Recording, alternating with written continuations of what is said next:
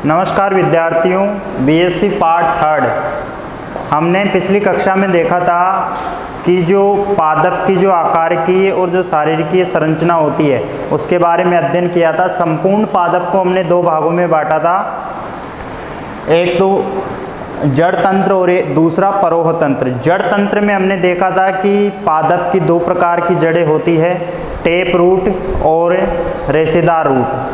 इसके बारे में विस्तार पूर्वक अध्ययन किया था। उसके बाद में परोह तंत्र के बारे में अध्ययन किया था। परोह तंत्र के विभिन्न भाग थे, तना, पत्तियां, पुष्प, फल और बीज। इन सब का हमने अध्ययन कर लिया है। इसके बाद में हम आज अध्ययन करेंगे टाइपिकल डाइकोट प्लांट, अर्थात जो द्विबीजपत्री पादप है उनका हम विस्तार पूर्वक अध्ययन करेंगे। विभिन्न वैज्ञानिकों के अनुसार जो आवर्त बीजी जो पादप होते हैं उन आवर्त बीजी पादपों को बीज पत्रों के आधार पर दो प्रकारों में विभाजित किया गया है। पहला जो प्रकार है वो होता है एक बीजपत्री और दूसरा होता है द्विबीजपत्री। हमने देखा होगा कि कई प्रकार के जो पादप होते हैं वो बहुत ही कम समय तक जीवित रहते हैं। जैसे यदि हम बात करें गेहूं है, बाजरा है, जौ है, मक्का है, ये सभी पादप एक बीजपत्री कहलाते हैं, क्योंकि इन पादपों का जो बीज होता है उसका मात्र जो बीज पत्र एक होता है। संख्या के आधार पर ये केवल एक ही बीज पत्र होता है।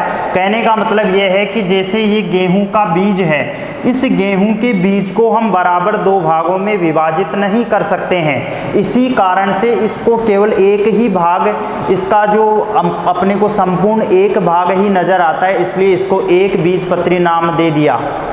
इसी प्रकार द्विबीजपत्री जैसे नाम से ही संबोधित हो रहा है कि अर्थात इसके बीज में दो बीज पत्र होंगे।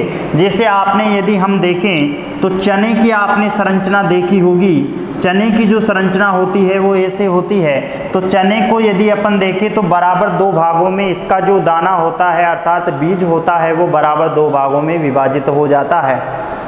इस कारण से इसके दो बीज पत्र होते हैं, इस कारण से इसे द्विबीजपत्री नाम दिया गया है। तो सबसे पहले आज हम इस क्लास के अंदर टाइपिकल डाइकोट प्लांट अर्थात द्विबीजपत्री पादप का अध्ययन करेंगे। द्विबीजपत्री पादप में हम अध्ययन करेंगे सरसों का अध्ययन करेंगे। द्विबीजपत्री पादप में सरसों का जो नाम है वो काफ़ी प्रचलित नाम है। हमने देखा होगा कि जो सरसों कई प्रकार की इसकी प्रजातियां भी है, इसका विस्तार पूर्वक अध्ययन करेंगे। तो सबसे पहले जो टाइपिकल जो डाइकोट प्लांट है सरसों का है, उसका सामान्य नाम है, सरसों का जो सामान्य जो नाम है, हम सामान्य नाम से इसको सरसों के नाम से ही संबोधित करते हैं। ये सरसों हो गया। उसके बाद में इसका वानस्पतिक नाम होता है ब्रेसिका कम्पेस्ट्रिस। कुछ वैज्ञानिकों ने व कुछ विद्वानों ने इसका नाम अलग अलग दिया है, लेकिन वो क्या है कि जो सरसों होती है उसकी अनेक प्रजातियां होती है। हमने देखा होगा कि सरसों एक तो काली सरसों होती है, पीली सरसों होती है, राई होती है, इन सबको अलग अलग नामों से जाना गया है। तो इसका वैज्ञानिक जो नाम है, बॉटनिकल जो नाम है, वानस्पतिक नाम है वो ब्रेसिका कम्पेस्ट्रिस। इसका जो कुल है, सरसों का जो कुल है वो है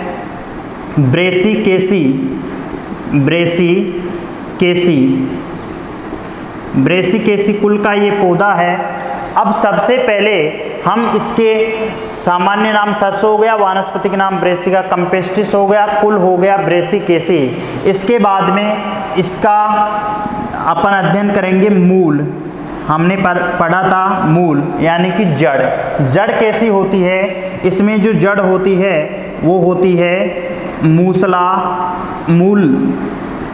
मूल पाई जाती है। और इसकी जो मुख्य जो मूसला जो मूल होती है वो किससे निर्मित होती है। ये रेडिकल जो पार्ट होता है, बीज का जो रेडिकल जो पार्ट होता है उससे निर्मित होती है। रेडिकल भाग से निर्मित, कौन से भाग से निर्मित होती है? रेडिकल भाग से निर्मित होती है। बीज में दो प्रकार के भाग होते हैं, एक तो रेडिकल होता है, एक प्लून्यूल होता है। तो रेडिकल पार्ट से निर्मित होती है। उसके बाद में जड़ के बाद में हम बात करते हैं तना। सरसों का जो तना होता है वो होता है पतला ऊर्ध्व, पतला ऊर्ध्व बेलनाकार, बेलनाकार शाखित और ठोस। सरसों का हमने तना देखा भी होगा आपने कि सरसों का जो तना होता है बिल्कुल पतला सा होता है, ऊर्ध्व होता है, बेलनाकार अर्थात बेलन के समान इसकी संरचना होती है, शाखित अर्थात इसके तने के ऊपर विभिन्न प्रकार की शाखाएं लगी होती है, और ठोस इसका जो मजबूत होता है तना। उसके बाद में तने के बाद में बात करते हैं पत्तियां।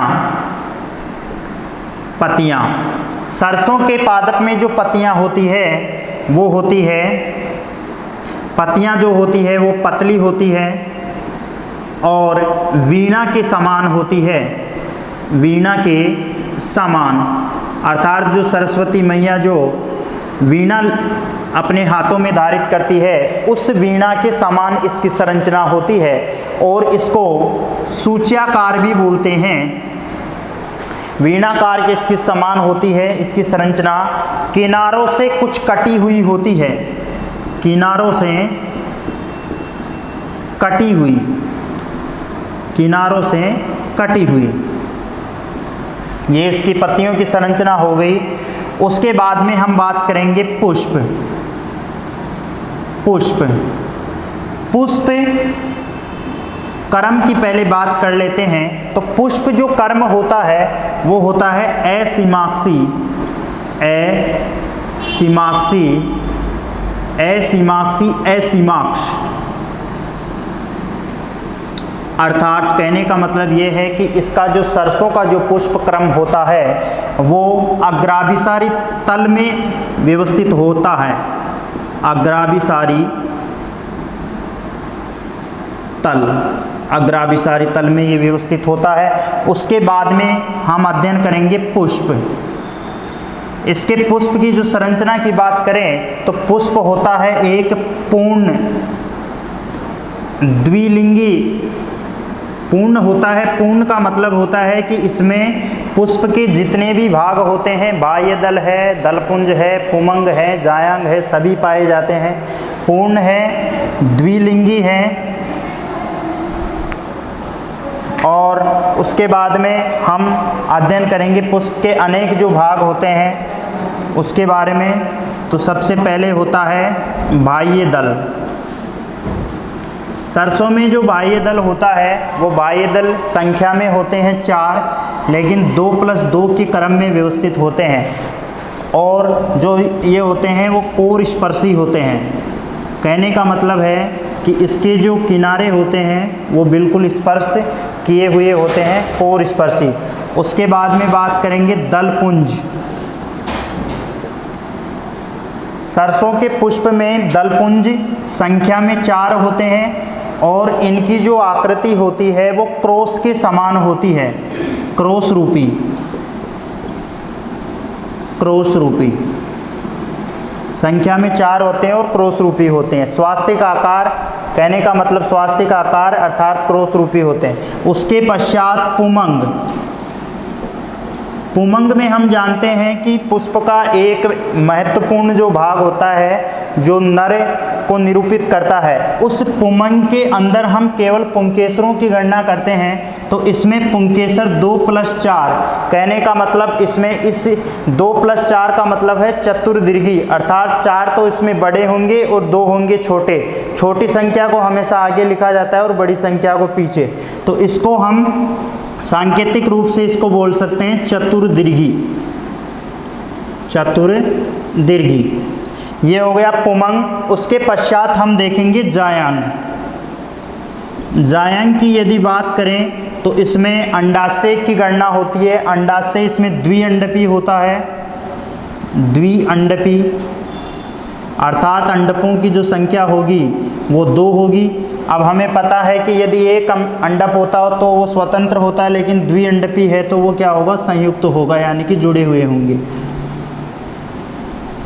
अब इसी प्रकार हम इसकी सबसे पहले सरसों के पादप में मुख्यतया हम पुष्प क्रम से बात करते हैं। अब ये जो सरसों का जो पुष्प होता है उसकी संरचना ऐसी होती है। सबसे जो महत्वपूर्ण जो सरसों में जो पुष्प क्रम जो होता है वो अग्राभिसारी तल में होता है और एसिमाक्स इसका पुष्प क्रम होता है। सबसे जो महत्वपूर्ण जो भाग होते हैं जिनको हम आवश्यक अंग बोलते हैं वो पुमंग और जायांग होते हैं। पुमंग और जायांग होते हैं। ये सबसे पहले बाह्य दल हैं, 2 और 2 4 बाह्य दल हैं। उसके बाद में ये दलपुंज हैं। दलपुंजों की यदि हम संख्या देखें तो दलपुंजों की संख्या है 4। तो 4 इस सरसों के पुष्प में दलपुंज पाए जाएंगे। और उसके बाद में पुमंग में हमने देखा है कि पुंकेसरों की संख्या 2 + 4 है। कहने का मतलब 2 जो पुंकेसर हैं वो बिल्कुल छोटे होंगे और 4 जो पुंकेसर होंगे वो बड़े होंगे। ये 4 पुंकेसर बड़े हो गए और 2 पुंकेसर छोटे हो गए। ये स्थिति चतुर्दीर्घी हो गई। उसके बाद में जायांग में द्विअंडपी संयुक्त, इसमें ये जो अंडप है इसकी गणना करते हैं। उसके बाद में हम देखते हैं कि पुष्प चित्र कैसे बनाया जाता है। पुष्प चित्र से हम समझेंगे कि किस प्रकार से इसकी जो व्यवस्था होती है। सबसे पहले इसमें बाह्य दल कितने हैं? बाह्य दल हैं टोटल 4। 2 + 2 बाह्य दल हैं, 4 बाह्य दल पाए जाते हैं इसमें। और प्रत्येक जो बाह्य दल होता है वो एक दूसरे से बिना जुड़े हुए अर्थात स्वतंत्र होता है। ये सबसे पहले हमने बाह्य दल पढ़ लिए, 1 2 3 और 4, ये 4 बाह्य दल हैं। उसके बाद में ये जो बाह्य दल की बात करें तो बाह्य दल का जो रंग होता है वो हमेशा, ये जो बाह्य दल होते हैं वो हरे रंग के होते हैं। अर्थात ये जो होते हैं ये केवल आंतरिक जो अंग है दलपुंज, पुमंग और जायांग, इनकी रक्षा का कार्य इनका होता है। उसके बाद में बाह्य दल के बाद में अध्ययन करते हैं दलपुंज हैं टोटल 4, संख्या में 4 हैं लेकिन क्रॉस रूपी हैं। अभी हम देखेंगे कि क्रॉस रूपी का क्या मतलब होता है। ये दलपुंज हो गए 4। अब देखो एक शब्द आया है क्रॉस रूपी। क्रॉस रूपी का मतलब होता है कि यदि ये दलपुंज है, इस दलपुंज को यदि अपन ऐसे काटें तो ये क्या बन जाता है? एक क्रॉस बन जाता है। इसको स्वास्तिक आकार भी बोलते हैं। स्वास्तिक आकार आपने धार्मिक भारतीय जो मान्यता अनुसार इसको साट्या बोलते हैं। ये इसकी देखो संरचना हो जाती है। ऐसे यदि इनको हम मिला दें तो ये इसकी संरचना हो जाती है। तो स्वास्तिक आकार का एकमात्र ऐसा पुष्प कर्म या पुष्प जो होता है, सरसों का ही एक ऐसा पुष्प होता है जिसमें केवल स्वास्तिक आकार का दलपुंज पाया जाता है, क्रॉसनुमा दलपुंज पाया जाता है। उसके बाद में ये दलपुंज हो गया। दलपुंज के बाद में हम बात करेंगे पुमंग। पुमंग में 2 + 4 यानी कि 6 पुंकेसर हैं। ये 2 पुंकेसर इधर व्यवस्थित हैं, 2 पुंकेसर नीचे की तरफ और ये एक पुंकेसर दोनों साइड में, अर्थात 2 2 4 बड़े हैं और 2 छोटे हैं, तो चतुर्दीर्घी। उसके बाद में जायांग का अध्ययन करेंगे। जायांग में द्विअंडपी दे रखा है। कहने का मतलब ये है कि इसमें 2 अंडप होंगे और संयुक्त होंगे। ये हमने इसको 2 अंडप बना दिए, ये 2 अंडप हो गए। ये दोनों अंडप जो हैं वो संयुक्त रूप से हैं। और ये सबसे ऊपर जो आएगा वो क्या आएगा? मात्र अक्ष। मात्र अक्ष का मतलब होता है कि एक संपूर्ण पुष्प को जिस अक्ष के ऊपर काटा जाता है उसको मात्र अक्ष बोला जाता है। अब सबसे पहले इसका हम पुष्प सूत्र लिखेंगे। पुष्प सूत्र। ये पुष्प चित्र तैयार हो गया। पुष्प सूत्र में सबसे पहले इसका जो पुष्प कर्म, तो सबसे पहले हम देखते हैं कि ये असीमाक्षी है या ससीमाक्षी। तो ये जो है वो है BR, ससीमाक्षी। ससीमाक्षी का जो प्रतीक आता है वो BR आता है। उसके बाद में हम त्रिज्या सममित है या एक व्यास सममित। त्रिज्या सममित का मतलब होता है कि पुष्प को यदि लंबवत या अनुप्रस्थ काट में काटें तो बराबर यदि दो भागों में कट जाए तो उसे बोलते हैं त्रिज्या सममित। तो ये त्रिज्या सममित पुष्प है। उसके बाद में ये एक लिंगी है अथवा द्विलिंगी। देखो हमने पुष्प में देखा था कि पूर्ण है और द्विलिंगी है, दोनों लिंग है क्योंकि इसमें जायांग भी है और पुमंग यानी कि पुंकेसर भी हैं। तो द्विलिंगी का जो निशान है या प्रतीक है वो ये आता है, द्विलिंगी। उसके बाद में हम देखेंगे बाह्य दल। बाह्य दल कितने हैं? 2 + 2। बाह्य दल को इंग्लिश में बोलते हैं कैलेक्स। कैलेक्स को कैसे निरूपित करते हैं? 2 + 2। ये हो गया इसका बाह्य दल। देख सकते हैं हम दोनों 1 2 और 3 4, 2 + 2 ये कैलेक्स हो गए। 2 + 2 दोनों जुड़े हुए नहीं है क्योंकि देख ये यहाँ से यदि ये जुड़े हुए होते तो यहाँ निशान लगता, लेकिन ये जुड़े हुए नहीं है, स्वतंत्र है, तो 2 + 2। उसके बाद में कोरोला। कोरोला का मतलब है दलपुंज। दलपुंजों की संख्या गिनते हैं 1 2 3 और 4। ये 4 हमने दलपुंज दे दिए, लेकिन 4 दलपुंज दिए, उसके अलावा एक शब्द है क्रॉस रूपी। हमने अभी देखा था कि इसकी जो आकृति होती है वो भारतीय मान्यता अनुसार एक स्वास्तिक आकार की या सांटे के समान इसकी संरचना होती है या क्रॉसनुमी होती है। तो इसके आगे हम लगा देंगे क्रॉस रूपी। इसके बाद में एंड्रोसियम।